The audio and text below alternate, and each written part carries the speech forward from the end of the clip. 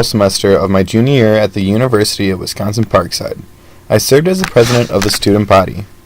I got this position from serving as a senator in the student government and then as the Segregated Fee Allocation Committee Director, also known as SUFAC Director. I decided to continue with my political career at Parkside so that I would use it as a stepping stone to become mayor of Kenosha. Kenosha, Wisconsin will always hold a dear place in my heart because this is my hometown, and I love it dearly.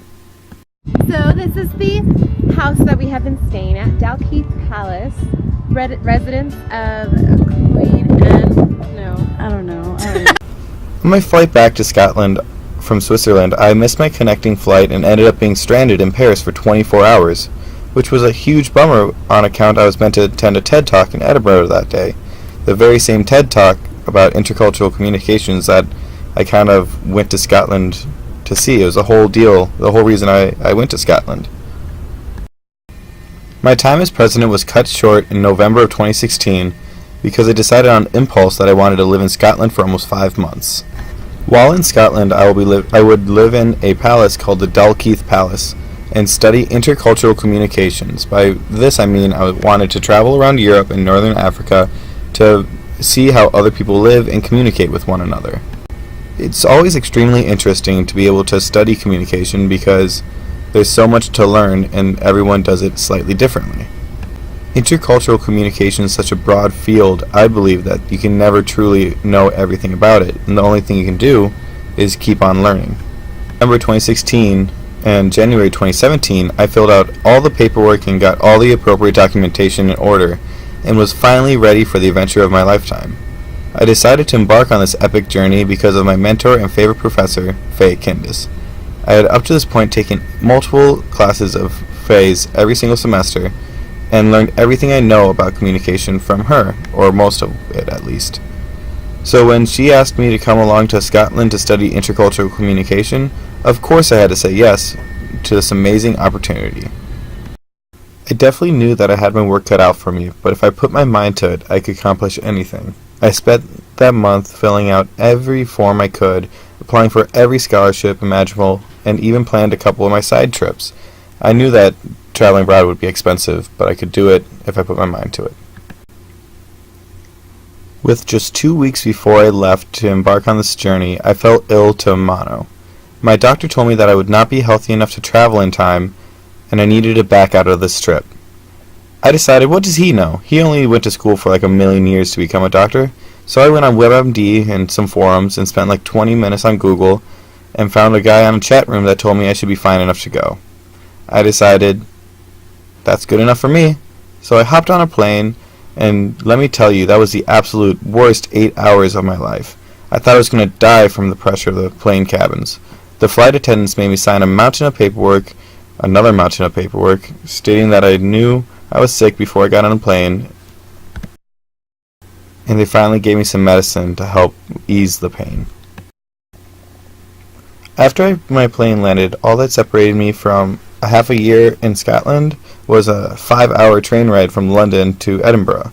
I was so excited that I didn't even care that I would have to sit on a train for another 5 hours. I had mono all throughout the trip, and it really affected me, but I got through it. When I finally made it to the palace that I would live in for the next 5 months, all I could think about is how I was basically living in the X-Men mansion. I knew that I was about to have the time of my life. I was excited to learn about all this intercultural communication and experience the lifestyles of so many different cultures, and visit the bars like Mason's that the locals would drink at. The next place I decided to travel was Switzerland, where I was visited by some family members that I never had met before. While in Switzerland, I walked around the town Basel because my aunt was at work at the time.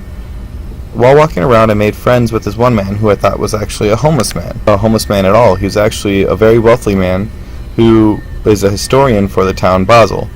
He walked me around the city after we got kind of drunk at the bar, and he told me all about the history of Basel. He told me that Basel was split into two sides, the rich and the poor, which now it's kind of all rich.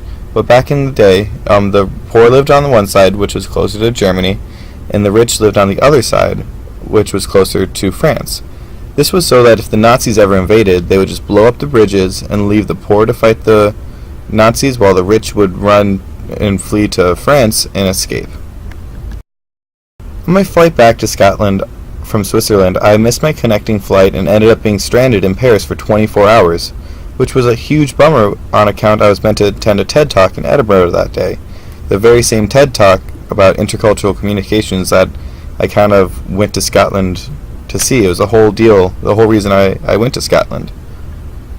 But nonetheless, I decided 24 hours in Paris, might as well see it up. So I bought a train ticket and went into the city center to see the Eiffel Tower.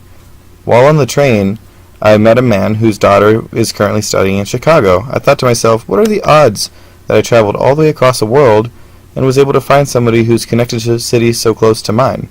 While speaking to him, he warned me that I should watch out for pickpocketers and scammers in the city, because they're a huge problem in the city center. I heard his warning, and I kind of took it with a grain of salt, which ironically, not 2 hours into my time at Paris, I was actually mugged, and they took my breakfast. I had no money on me, thankfully, but now I know that I need to always listen to people in cities when they're trying to help me, because they actually live there. They know more about it than I do. With everything that I learned in my travels, I now know that I need to listen to others, and I also want to take everything that I learned and bring it back to Kenosha about socioeconomic problems, much like the beggars in Paris and the rich versus the poor in Switzerland and the low-income drinking problem in Scotland.